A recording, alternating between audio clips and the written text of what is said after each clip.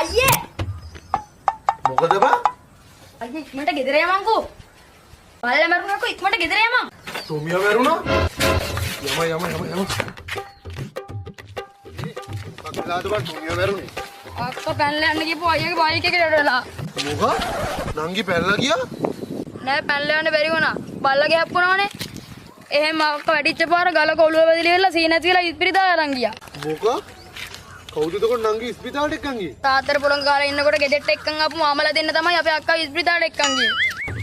මොකක්? තාත්තට පොළඟ ගැහුවා? ඔබ දැන් මාමේ එක්කන් යන්න ආවේ තාත්තා වෙද ගෙදරට එක්ක යන්න? නෑ ගෙදර ගෙන ගන්නවා. ගේත් ගිනි ගන්නවා?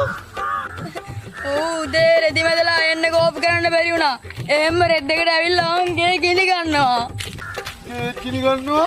යමයි යකෝ ඉක්මනට මොකක් හරි කරන්න.